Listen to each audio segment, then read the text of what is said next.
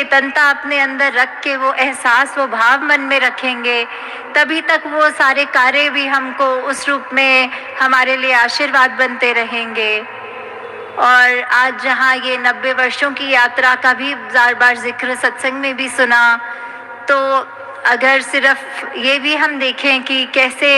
बाबा बूटा सिंह जी द्वारा जब ये संत निरंकारी मिशन की उन्होंने जो ये नींव रखी, तो वो समय कैसा होता होगा,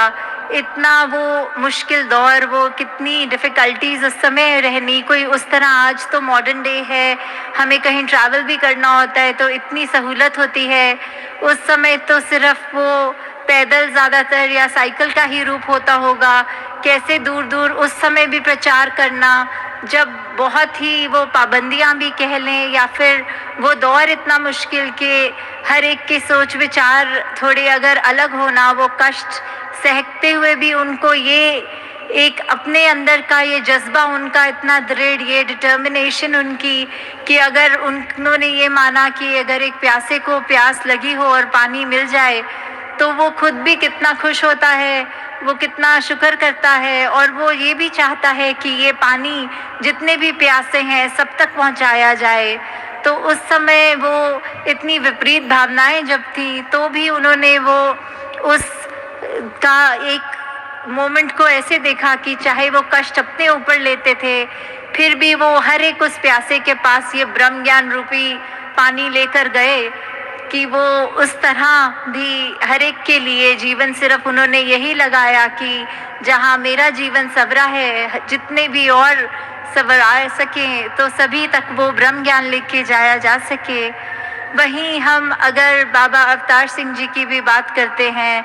तो फिर ये बीड़ा जब उन्होंने उठाया, तो जहाँ हमारे पास ये अवतार बानी रूपी तो दात उन्होंने बख्शी, जो हम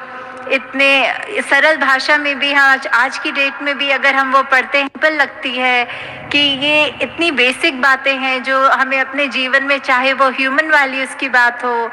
चाहे वो फिर और कोई भी हमारे जीवन का पहलू ऐसे पकड़ लें कि एक एक शब्द जो अवतार बानी का है उसमें ऐसा देखें कि जो हमारे पहलू हैं वो इतने खूबसूरत, इतने रेलेवेंट आज की भी टाइम पे हैं कि हम कैसे ये नहीं कह सकते कि अभी हम अगर वो पढ़ेंगे तो हमें लगेगा एक एक बात हमारे मन की ही उसमें लिखी है।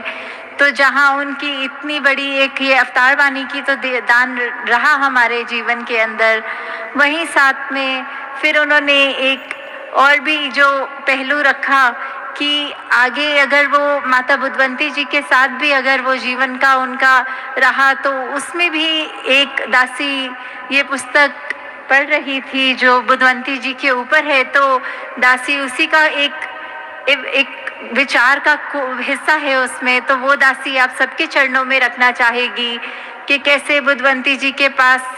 जब आए, एक महात्मा, एक बहन आई और कहा कि एक हमारा बच्चा थोड़ा सा ठीक नहीं है, तो ये चरणामृत रूप मुझे बाबा जी का पिलाना है। तो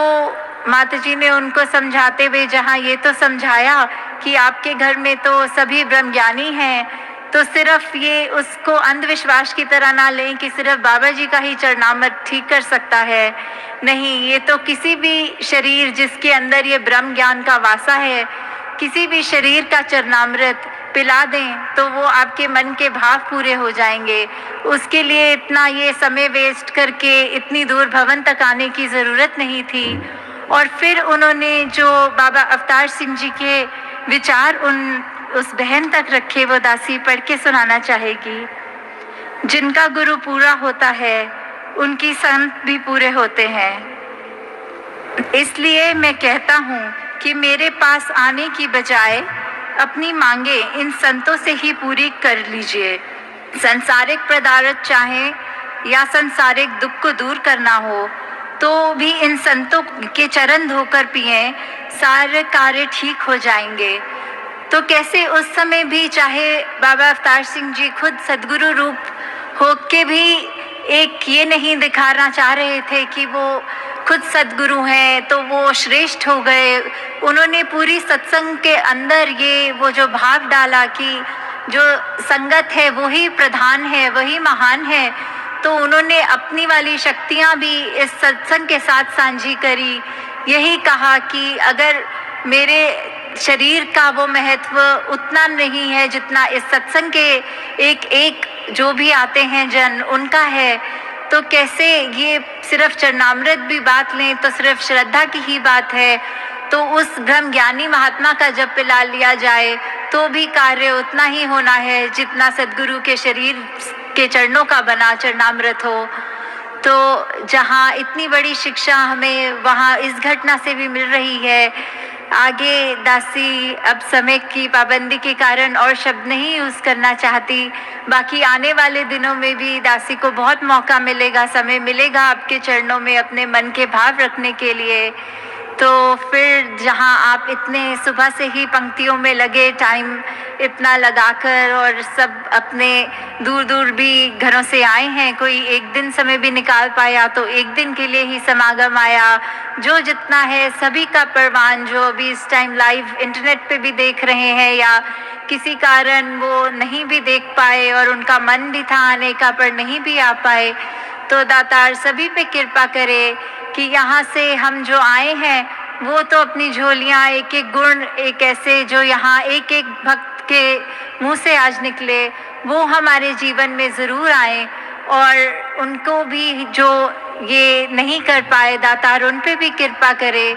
कि ये सारी जो उनका भी ये जो रिश्ता है, ये ज़िंदगी है उनकी भी, वो भी निरंकार के एहसास में रह के और अच्छी स्ट्रॉन्ग, और ये रिश्ता स्ट्रॉन्ग आगे से आगे मुकम्मल होता जाए। साथ संगत जी, ध्यान निरंकार।